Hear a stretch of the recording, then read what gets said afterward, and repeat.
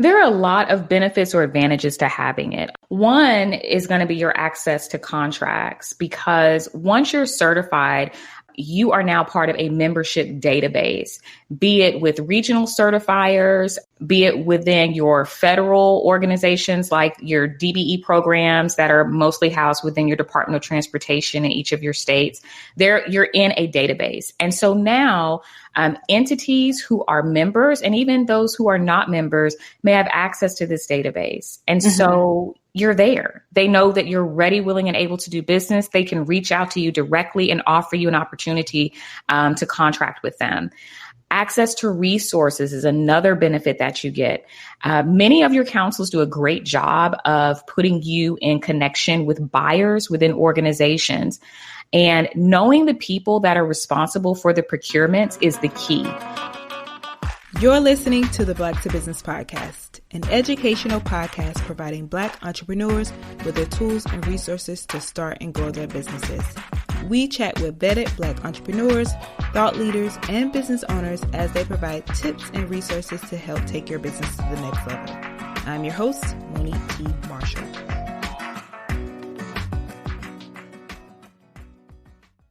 Welcome back. So today's episode is all about MWBE certifications, which stands for Minority and Women-Owned Business Enterprise Certifications.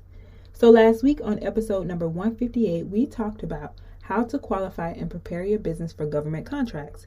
And similar to government contracts, getting an MWBE certification is a long, elaborate procedure that many entrepreneurs don't finish.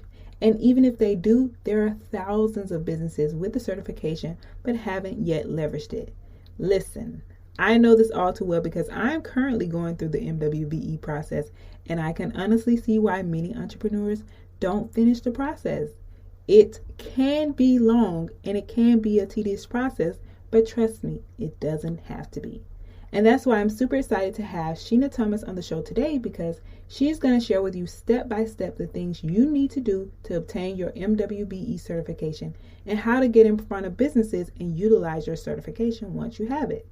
Now, let me tell you a little bit about Sheena. Sheena founded Lingo Strategic Partners and is an expert in supplier diversity and diversity certification programs.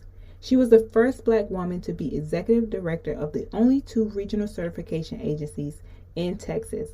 And in this position, Sheena was responsible for certifying over 40,000 combined applicants annually. So we have a certified vet here today. And I'll tell you, this is another one of those episodes where I highly advise you to take some notes because Sheena is going to break it down. Now let's dive in. Sheena, welcome to the Black to Business Podcast. I have to tell you, I am truly, truly excited to talk about today's topic because it's one that I'm going through and I know our audience is going to get so much value from. So thank you for being here today. Thank you for having me, Monique. I'm so happy to join you and looking forward to our conversation. Yes. So we're talking about demystifying MWBE certification. But before we dive into the topic, I want to just get my guests familiar with who you are. Well, my audience familiar with who you are. So if you could just share a little bit about who you are, your background, and how you kind of got where you are today.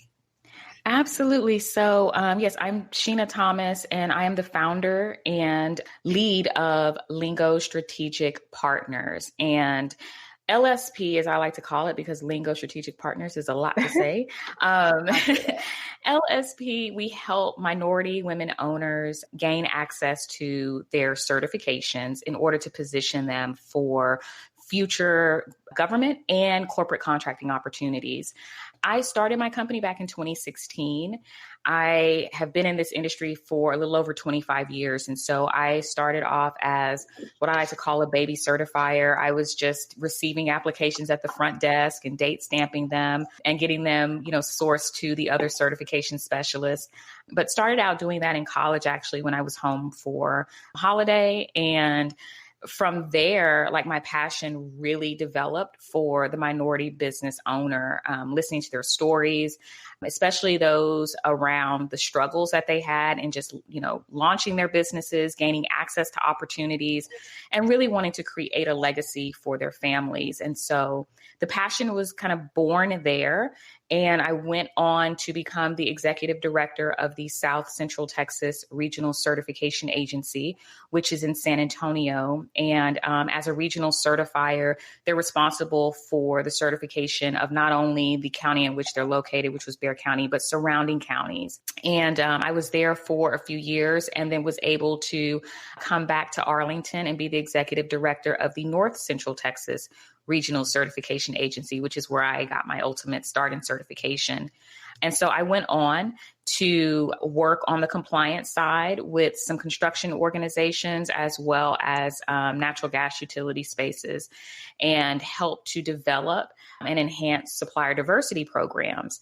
So really connecting the two, the importance of certification and how you leverage that in order to get the opportunity within those organizations is really my background. So there you go.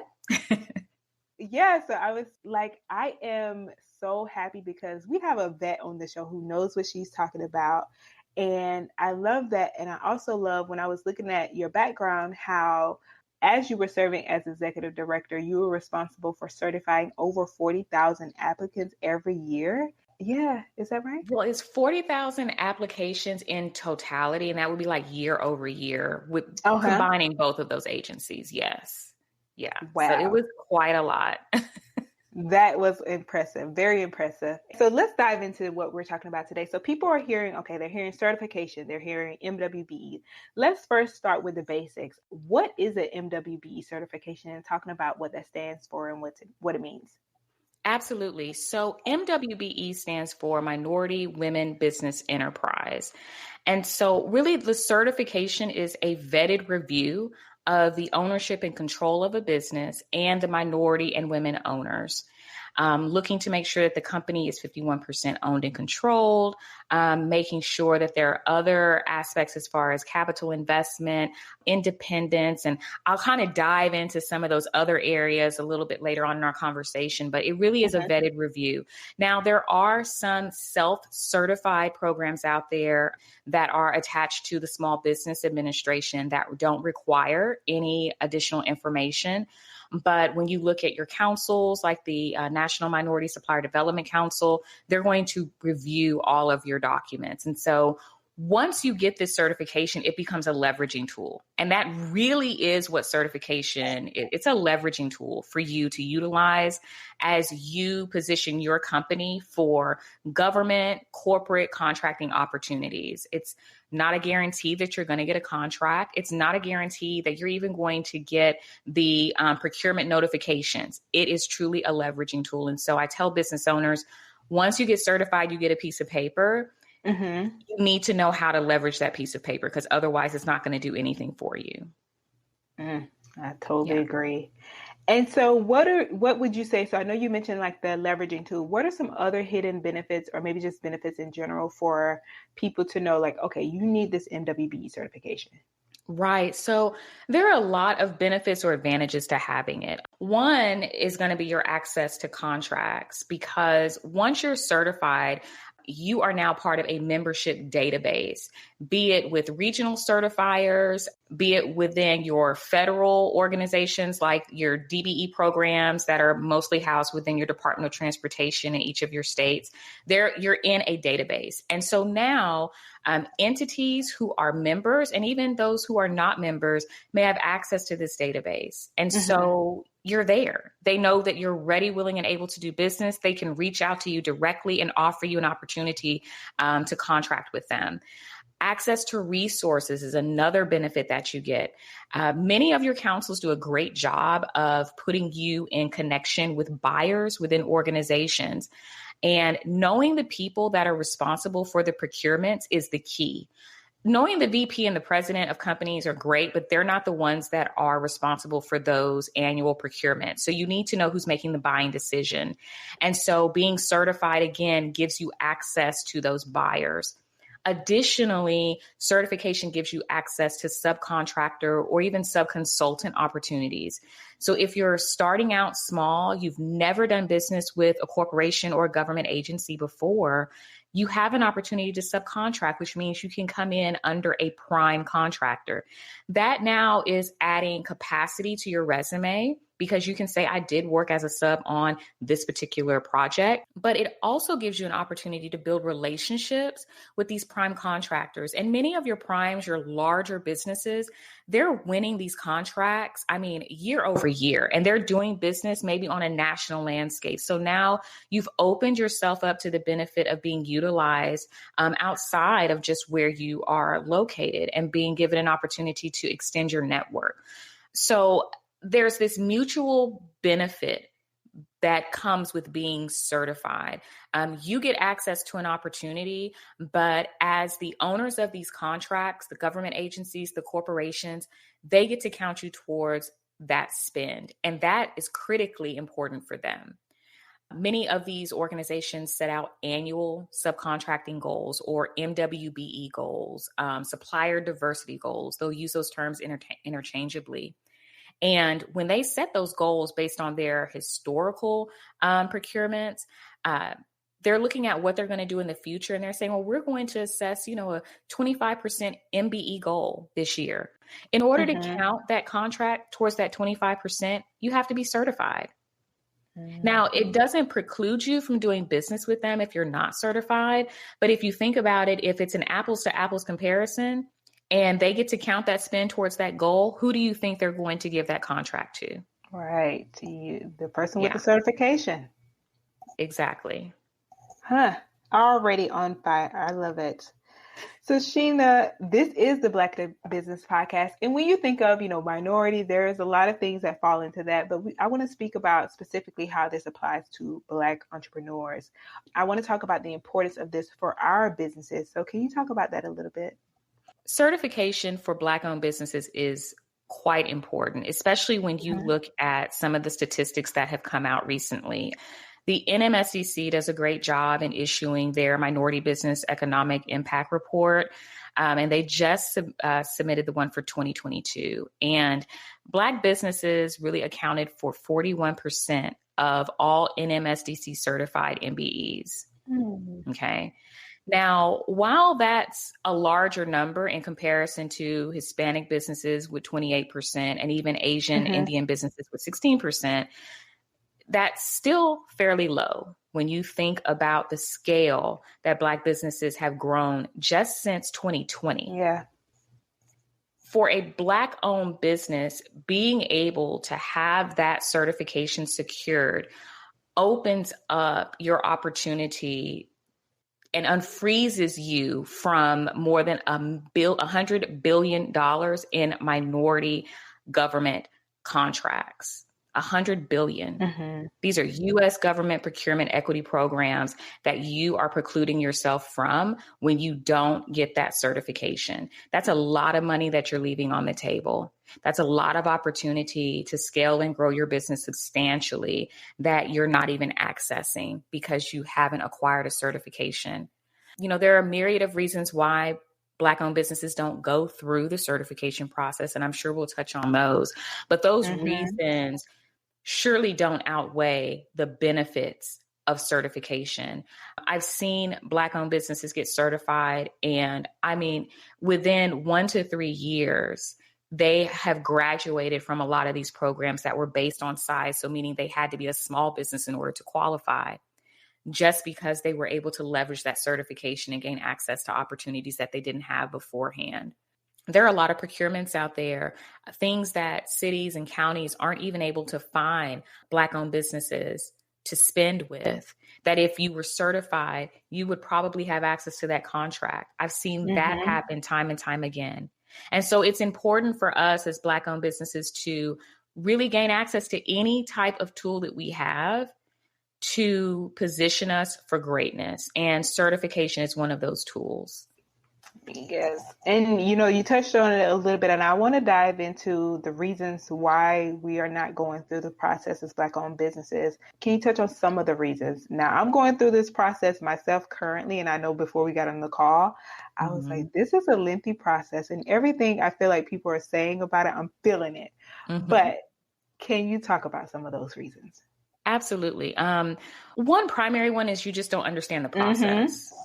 And when I tell people all the time, like, you'll never meet someone who graduates from college and they have a degree in minority business certification programs. It doesn't exist. Okay. So you don't hear about this until you start your business and you begin to go to these networking events with chambers or other advocacy groups. And you start hearing this word, certification, minority business certification. And that's when the interest is really kind of primed within you. Is what is this certification? So you don't understand the process. And if you don't understand the process, you probably aren't going to put a lot of effort into jumping into it initially. So that's one main challenge. The other is submitting incomplete applications. I mean, that's another reason why companies don't make it through the process, and some don't even apply for it because they don't have everything they need. I mean, like you said, there's a lot of documentation you have to submit for certification. Yeah. And when Black business owners look at that list, they may start saying, oh, well, you know what?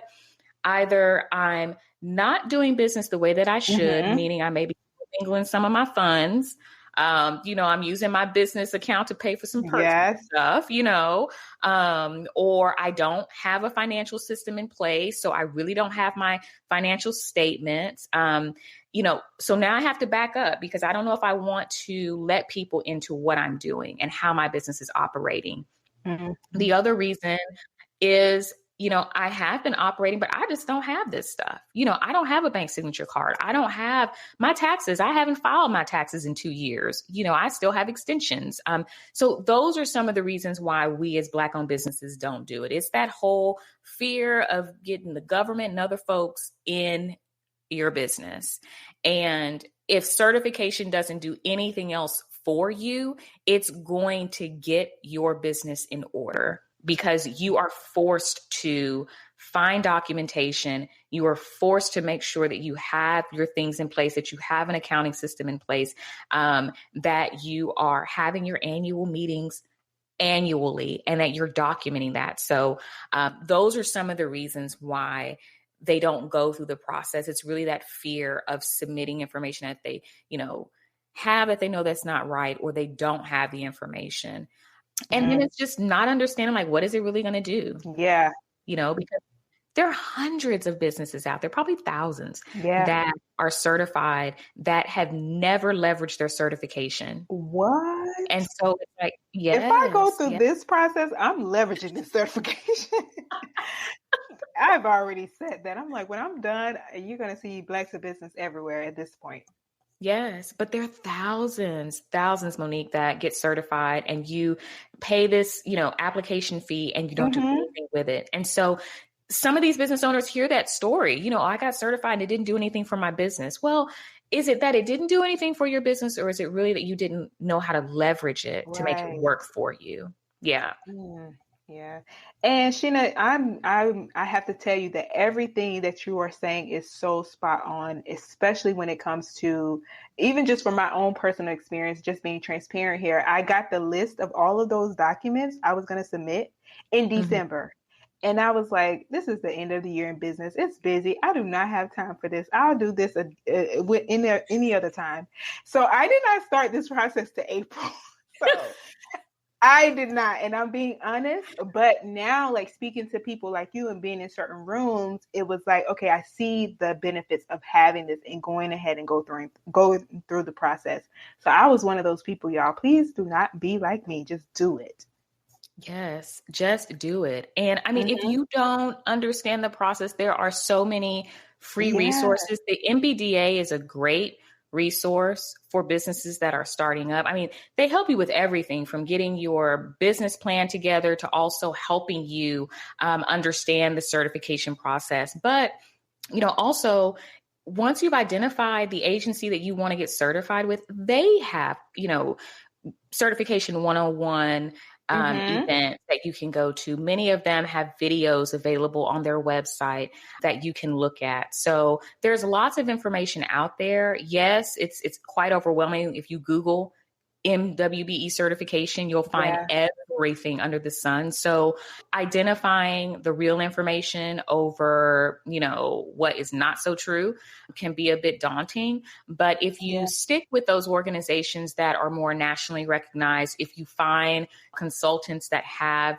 experience in being practitioners of the certification programs, you should be able to kind of help navigate through the process. But yeah, it's a lot. It is quite a lot. I mean, I've gone through the certification process.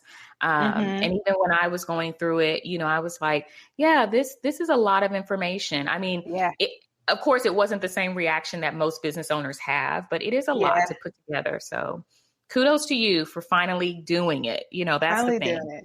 It was late at night one day. I was just like, I'm about to do this now. And so, that energy late at night, that's when I started.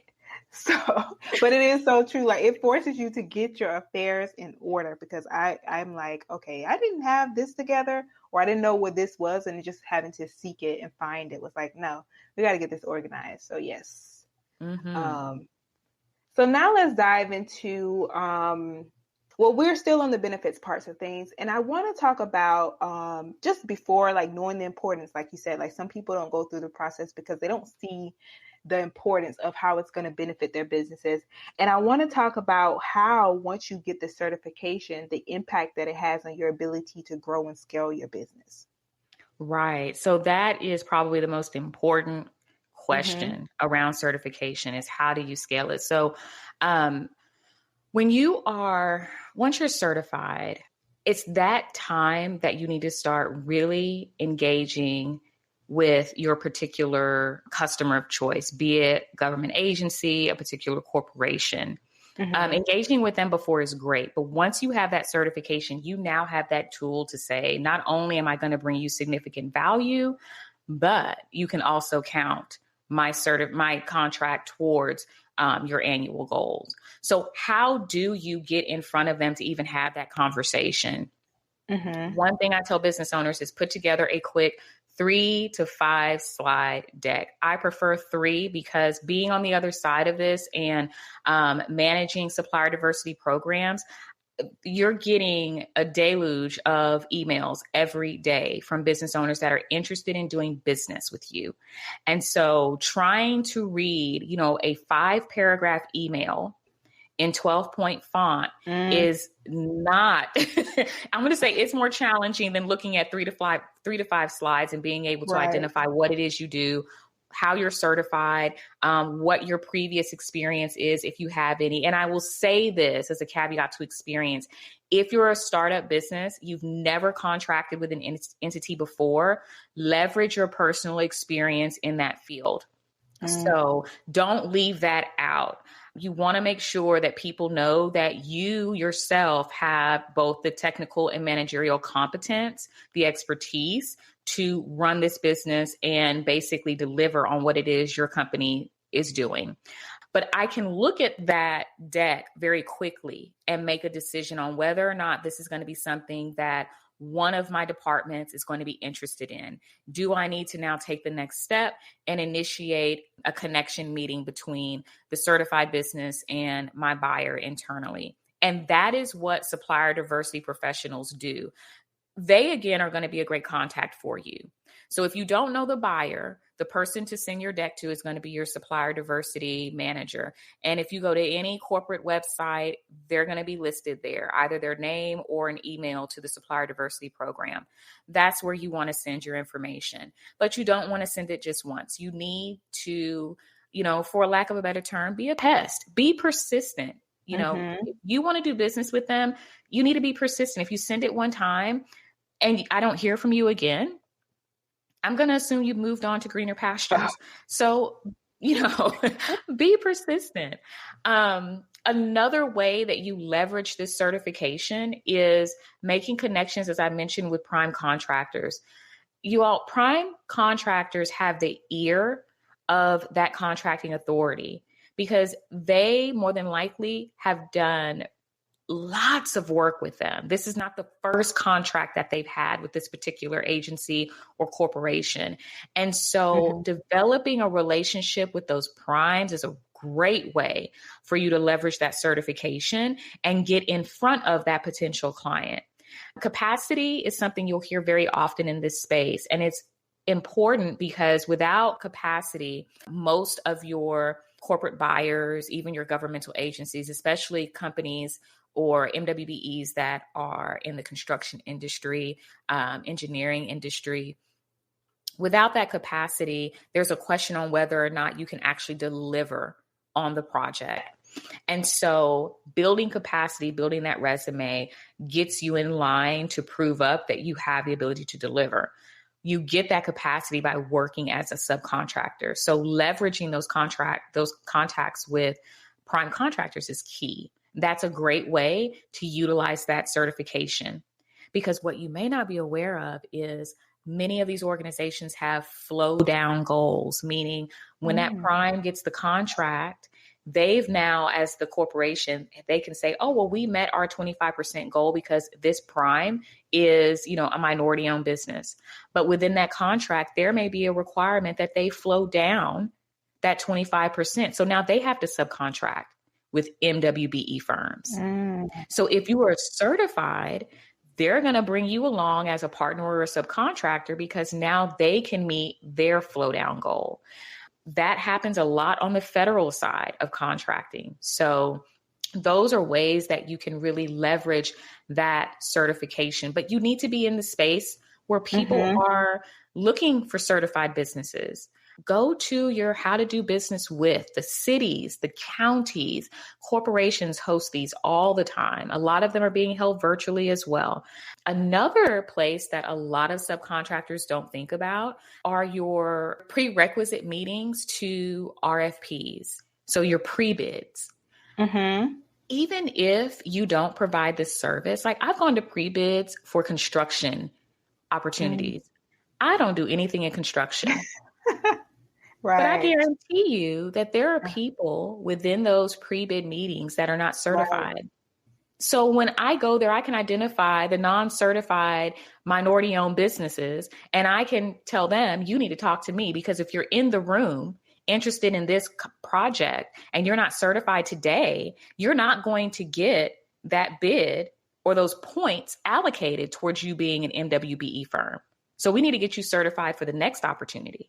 So look at those pre-bids as an opportunity for you to expand your network and to gain potential contracts. I tell, janitorial firms all the time, go to those pre-bids. Everybody needs a clean office. So those are just some of the ways that you can leverage that certification and why it's important for you to have it. Sheena, I should put this episode, you are giving it to us like behind a paywall, but we're not going to do that because we're here to give that value. But I'm telling you, this is free game, bringing it. So flow down goals. I just learned something new. Thank you. Yes. I love this. So we just had an episode with someone on talking about government contracting. And so I love these type of conversation because one of the things that they mentioned is that the value also is the fact that you're not just chasing, it's the difference between chasing an individual client versus, these contracts, which could make up for chasing one individual client. So I want to talk about kind of those benefits there when it allows you to scale your business, because so many people are feeling like they're working many hours and they're not seeing the benefits or the fruits of their labor. So how this can, maybe 10x, 2x your business. Absolutely. I mean, to your point, when you gain access, when you win a contract with a corporation or a government agency, most of these contracts are multi-year agreements. So you're looking at maybe 3 to 5 years. This is not a 1-year thing and then you're done and you're back trying to hit the street and find new work. Right. Additionally, once you win a contract and you perform your behind off. And when I say perform, you meet scheduling deadlines. If you come in under your bid, when you do things that bring exponential value to that organization, I'm telling you, 9 times out of 10, when it comes time to renew that contract, of course, you're going to have first right of refusal. But when it comes to additional work, you're at the top of that list. Because again, you have proven your ability. And so instead of you needing 10 clients to fulfill what you would make with this one contract. You can go after this one contract and maybe do business with maybe 3 major organizations a year. So now you have that freedom and flexibility to go live your life, because at the end of the day, you didn't start your business to work as hard as you do within someone else's company. So it does give you this ability to really 10 times scale your business by working within these government and corporate contracts.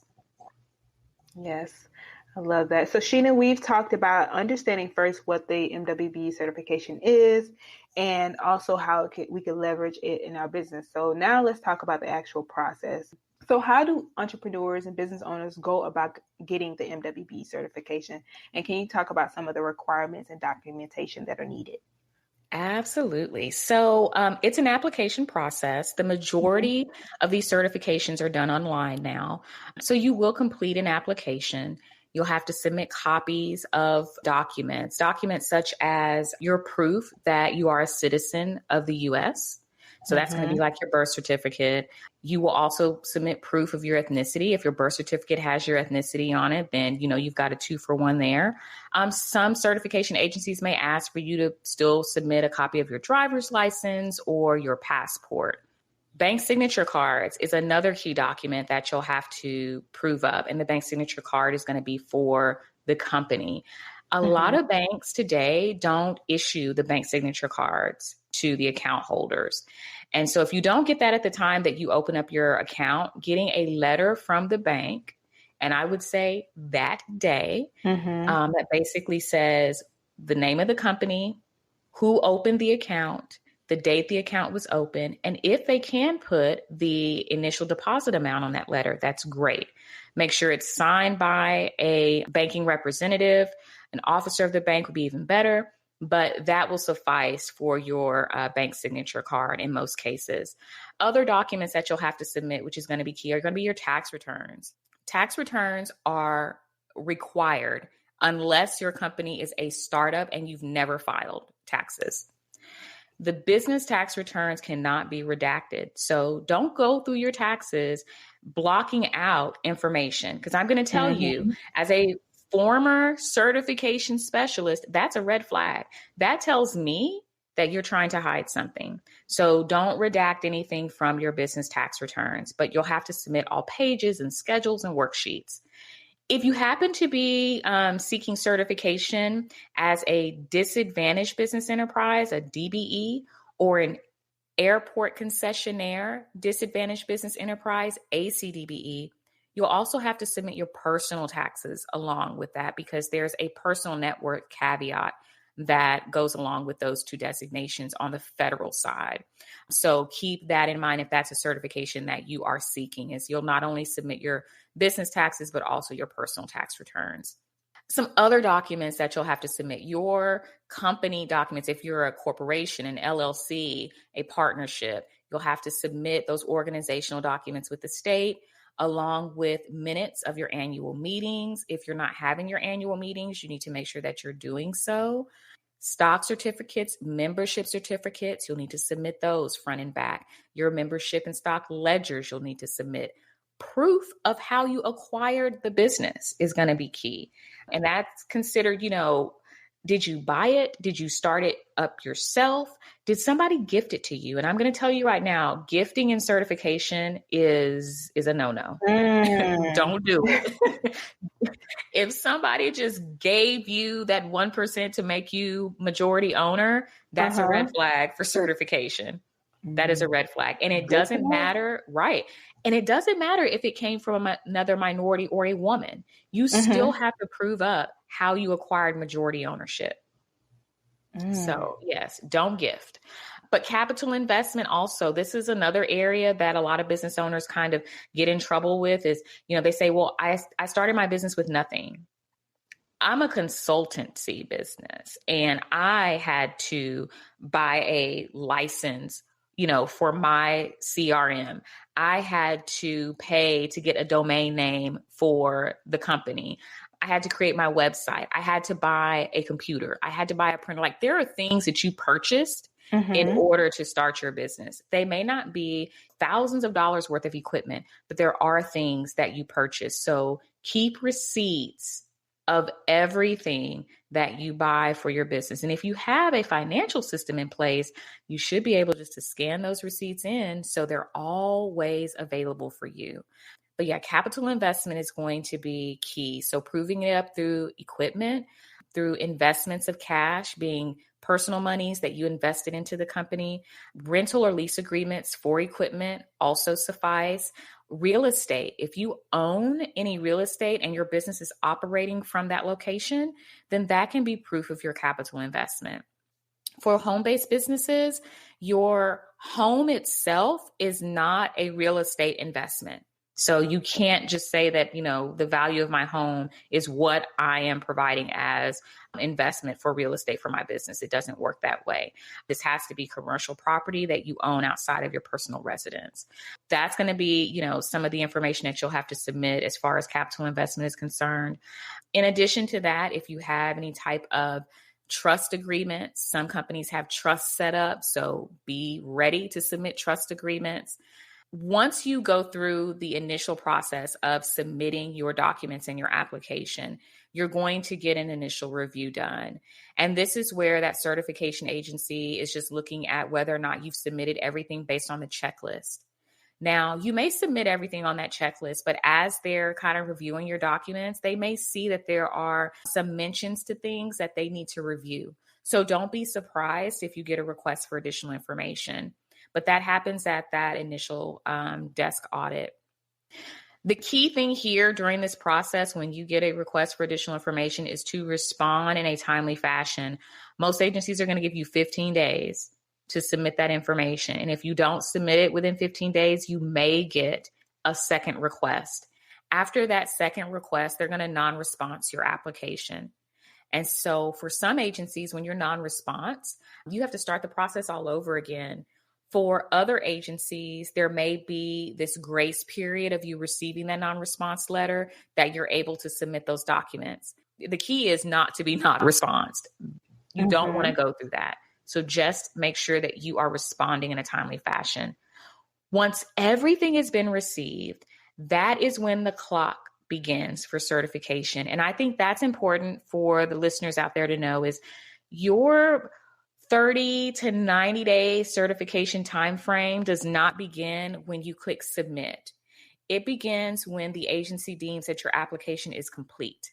That doesn't happen until after the initial review. And I've seen, in some cases where there were 3 or 4 requests for additional information before the application was deemed complete. Mm-hmm. So once it's complete, that's when the clock starts.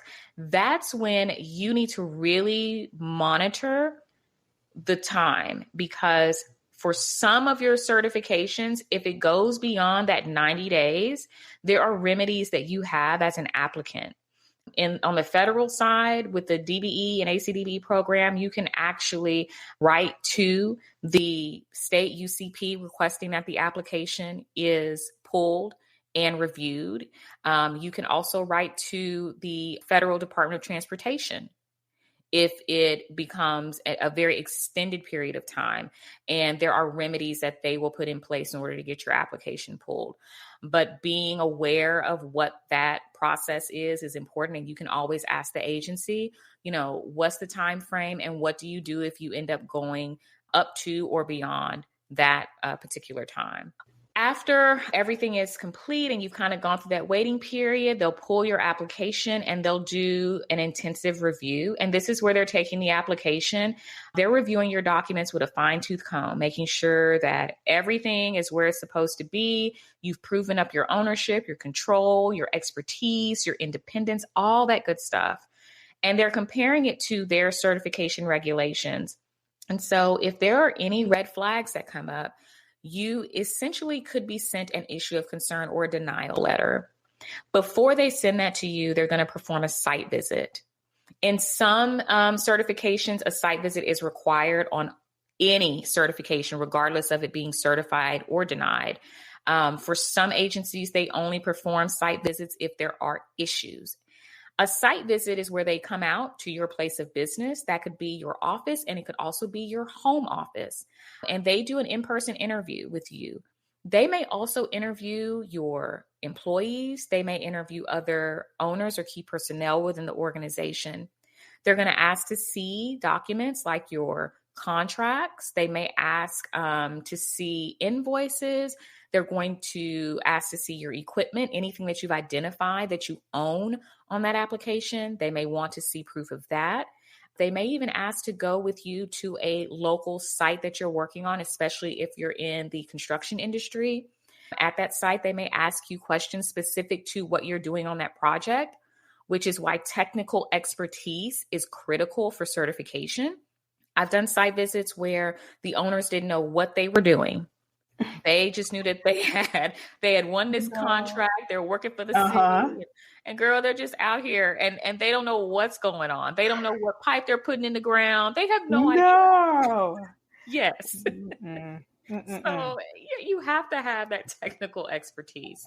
And then I've been surprised. I've gone on site visits, and based on the application, I was like, there's no way that this owner is involved with the technical aspects, because the resume didn't really prove that they had any expertise. There were all of these other key personnel involved with the company. And I've been pleasantly surprised. I get out there on a site, and one of the ladies that I did, her company's located in Fort Worth.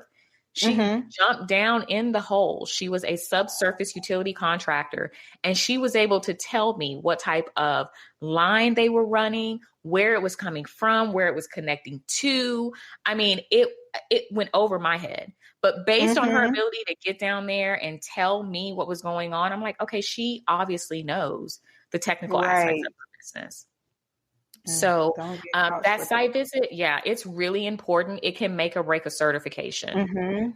And so after that site visit, that's when the final decision is made. And so if everything looks great, you'll get certified. If, again, there are those issues, then you'll get that issue of concern letter. Some agencies do allow you to appeal this decision. And so knowing what those appeal hearing regulations are is going to be important. And they'll let you know once you get that, issue of concern letter or denial letter, how you can go about appealing it. And I'll tell you this, that just because you get a denial letter or an issue of concern letter doesn't mean that you won't get certified. I have worked many, many appeals, and, a small percentage of them were able to remedy the issues that were presented. And a lot of it was just based on the misrepresentation of information that they submitted with their application. And so it's not that it's a done deal if it's denied. It's just, it's going to be a larger hurdle, because there are significant things within your application that just don't meet the certification regulations. So that's the process in a nutshell, like some of the documents that you'll have to submit.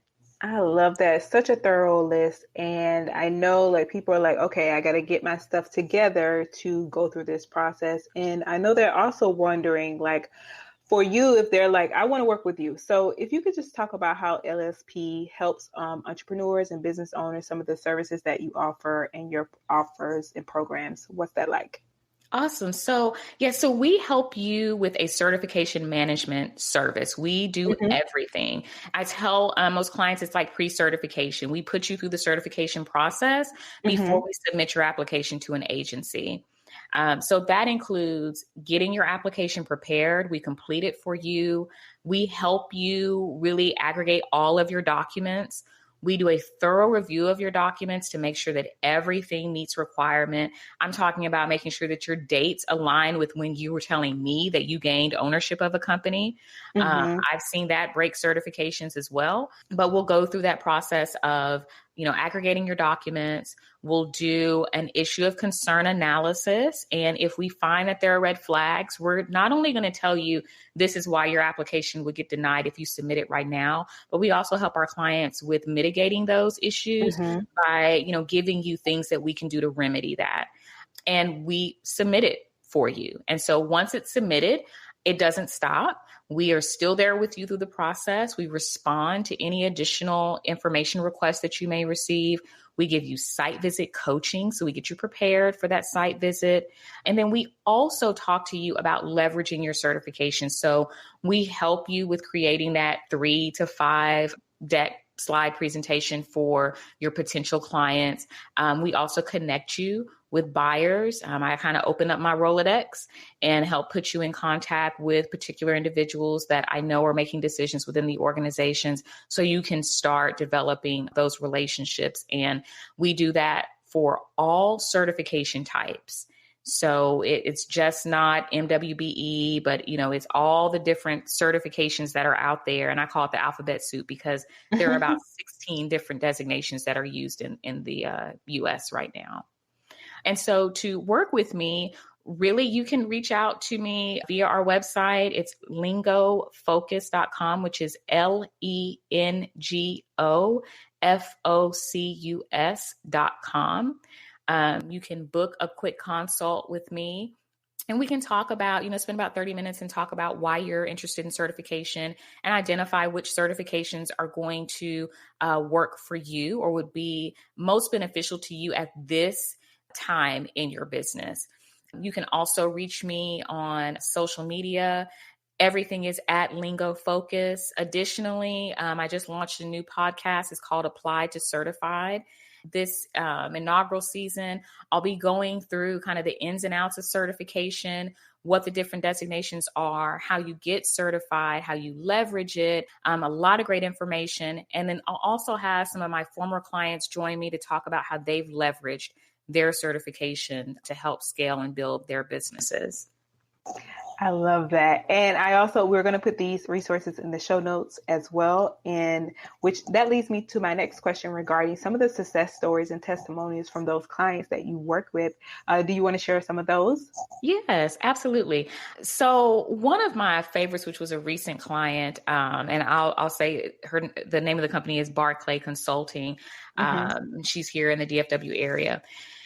She was going through the certification process and hit a snag with that bank signature card.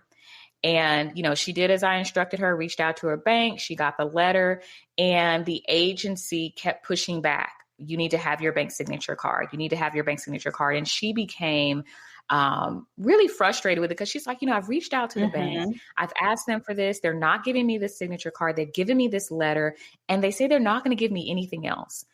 And so I told her, I said, Dr. Barclay, don't worry about it. I've got you. And so I reached out to the agency and sent a nice little email and just basically told them, historically, this document has been accepted in lieu of a bank signature card. But if that's changed, please let me know what your remedy is for this client, because she doesn't have any control over whether or not the bank is going to issue a bank signature card. And this should not preclude her from being certified. I think it was within a week of getting that email, she sent me a text and she said, I've got my certification. Wow. And yes, that made me so excited. I remember I was in the kitchen getting ready to cook dinner and she texted me and I'm like, oh my goodness, it came through great. Because, I was ready. I was ready to go with another email, we're going to figure this out because I know this should be accepted. But that was a really great opportunity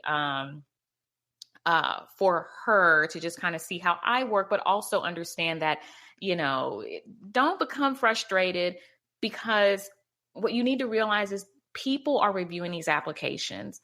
And as I kind of mentioned at the top of our conversation, Monique, no one goes to school for this. So there are people that are being trained on the job to do certifications. And depending on how long they have been in that position is going to make a huge difference in whether or not they truly understand that process. And so, keep that in mind when you're going through this. There are individuals that are reviewing your application, and not all of them are practitioners of the work. Another example I can share with you, Global Star, they were actually a company I perform their DBE certification services for, and they are certified in multiple states. So they came in with a mission. They knew that they wanted to get DBE. They also knew that they were doing business in other states and they needed to acquire those DBE certifications as well. And so we were able to get them certified in Oklahoma and Texas, I believe Nevada was another state. They had about 5 different DBE certifications. So that was a multi-state, and that was a lot of fun to do. It was actually one of my first multi-states at one time. I mean, usually companies may come back and they're like, hey, I think I want to extend myself into, Louisiana, and it's, a year or so after their certification. But no, they knew from jump, these are the states that we want. So that was a fun project for me as well. I love it. I love it. So people are definitely, you gave your information as to how people can contact you. So I love that. And now I want to kind of dive into more on your entrepreneur experience as far as like with all of this, as you've grown your business, like how do you stay organized as an entrepreneur and any resources that have helped you? Oh my goodness. Yes. So I am a systems girl. I can't operate without them. I actually use Dubsado for my CRM. Okay. And when I first looked at Dubsado, it really, and it kind of still is kind of focused towards creatives.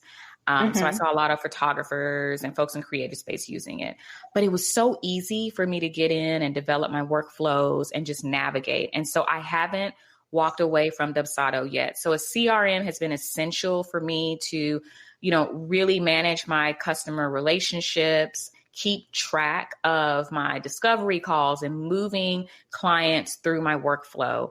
As far as finance is concerned, I use FreshBooks. FreshBooks is, I believe, an extension of QuickBooks, and it's really focused on small businesses. So if you're just starting out, if you don't really need the robustness of a QuickBooks system, I highly recommend FreshBooks. My tax accountant, CPA, they love it. So, in fact, when I submitted my financials to them, they were like, "What system are you using?" I'm like, "Oh, FreshBooks." And they're like, "We're going to tell the rest of our clients about, this system," because they love, the way the documents printed out and all that good stuff. So FreshBooks for that. Project management, ClickUp is a system that I've used for a few years, like ClickUp. And then, of course, you've got to market as an entrepreneur. And so Canva is my go-to for all things marketing.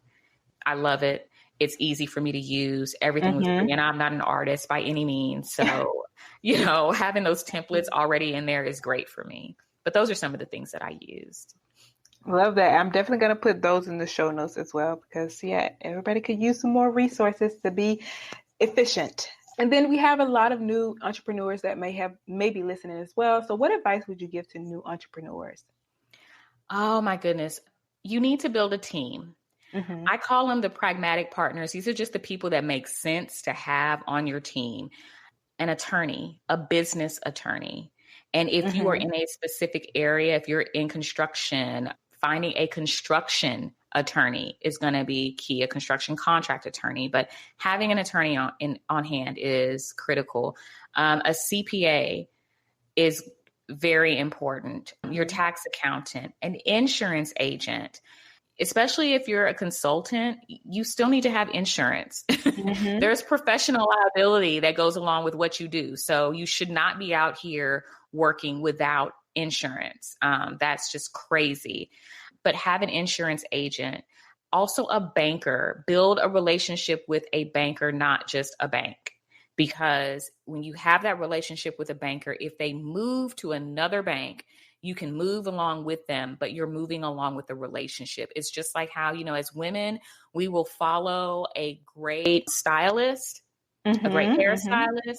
It's the same thing with a banker. It's the same thing with your insurance agent. You follow the people that are really helping to support areas of your business that, may not be your lanes of genius. So that's one thing, is to make sure that you have these pragmatic partners in place. Make sure you have a mentor, someone that you can trust with your ideas. As entrepreneurs, we think everything that we do is great because we thought of it. But when you run it by certain people, you start to hear, this is maybe not the best idea, or they give you a different way of looking at the situation. So mentorship is very important.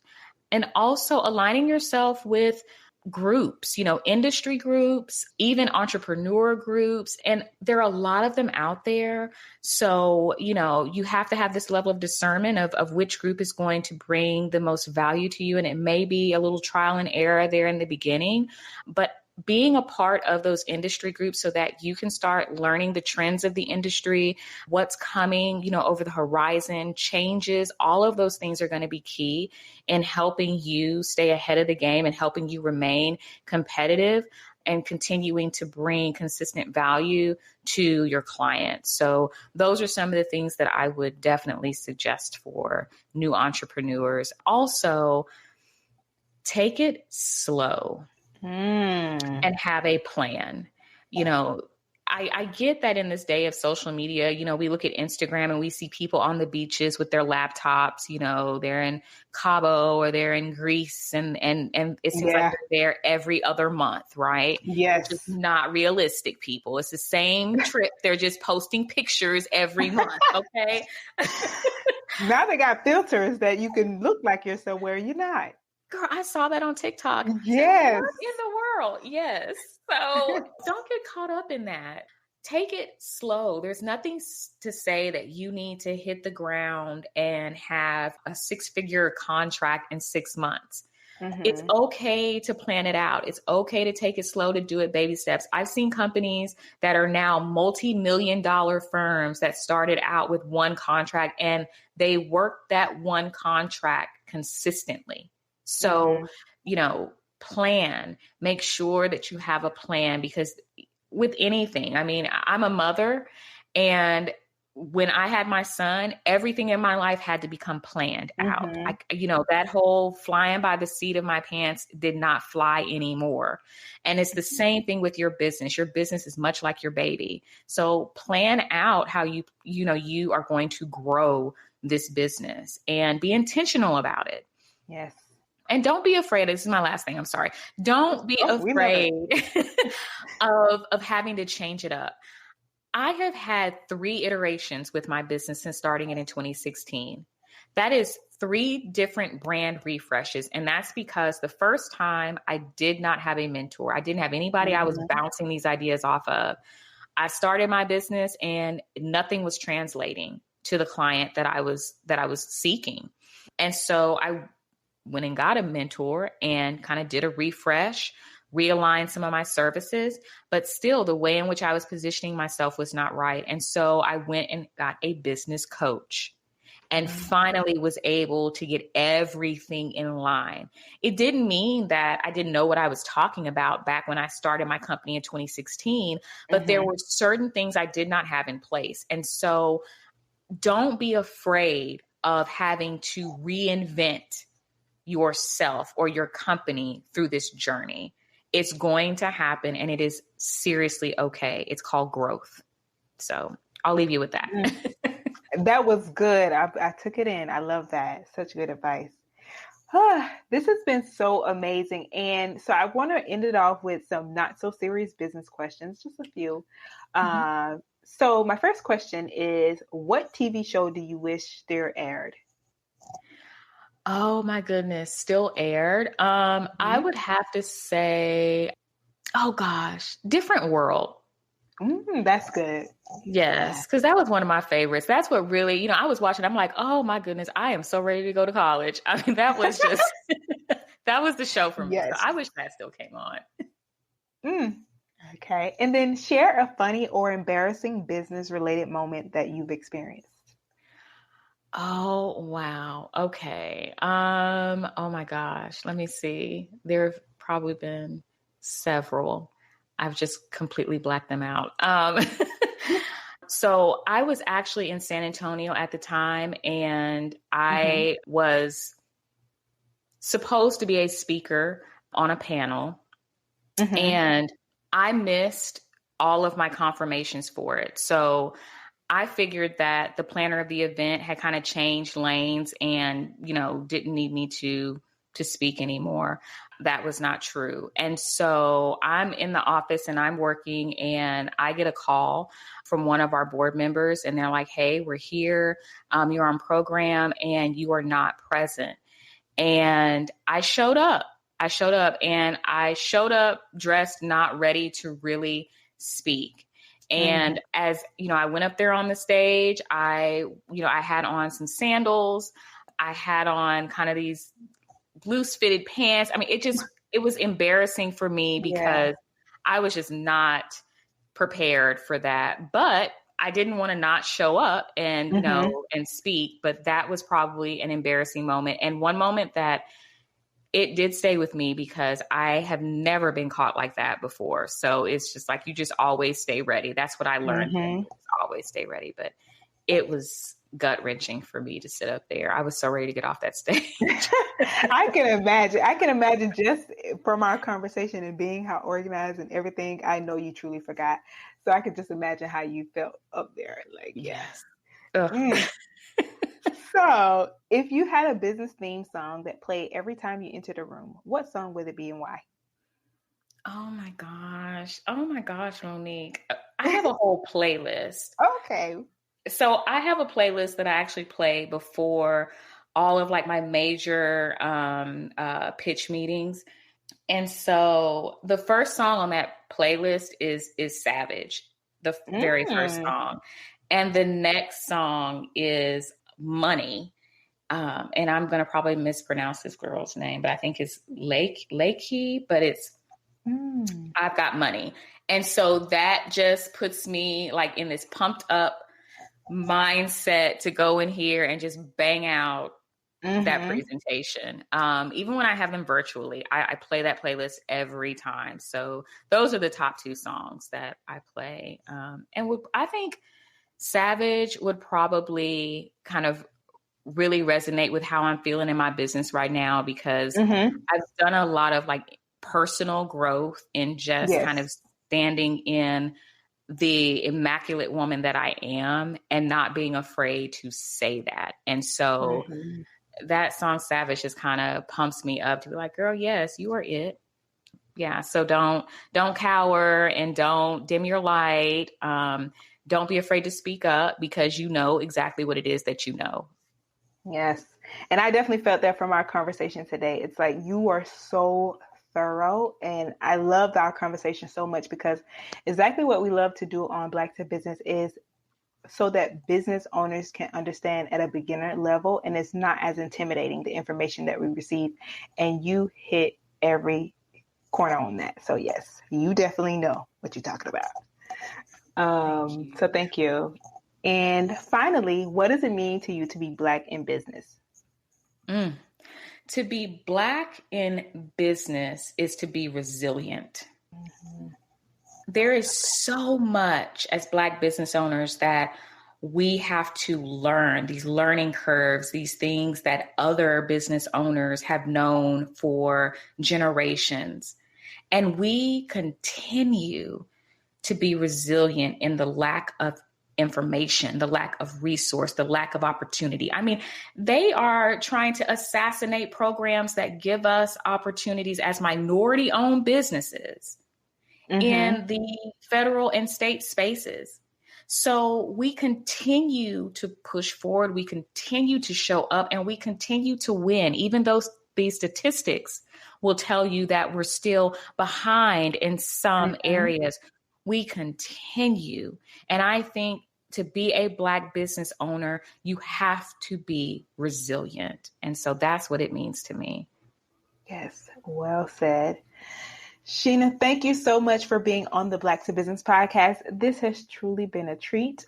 Thank you for all that you are doing. And I can't wait to share this episode with my audience. So thank you. Thank you so much. I look forward to hearing it as well. And I really look forward to connecting, communicating with those of you out there that are listening. If I'll tell you anything, just go get your certification. Just get it out of the way. Do that. Don't do like I did. Wait and just wait. And that's a wrap. So I know I have a lot of favorite episodes, but this is hands down one of my favorites.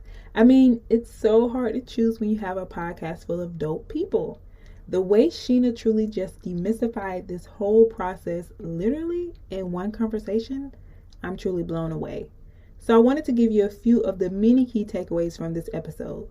So first, Sheena spoke about all the doors that can open up for small businesses when they get an MWBE certification and use it as a leveraging tool. She also noted that there are thousands of businesses that have the certification and expect for opportunities to just appear, but there's still work to be put in after that first big accomplishment. Sheena also stressed the importance of being persistent with prime contractors that you want to do business with, because these connections you make will also be valuable for years to come. Plus, by performing well after getting a contract, it puts your business high on the list when the time comes to renew your contract. So remember that. Now, to get in contact with Sheena and LSP or to access the resources that she mentioned, you can visit blacktobusiness.com/159. And I want to thank you so much for tuning in and being a part of the Black to Business family. We truly appreciate your support and listenership, and I will chat with you next week, same time, same place.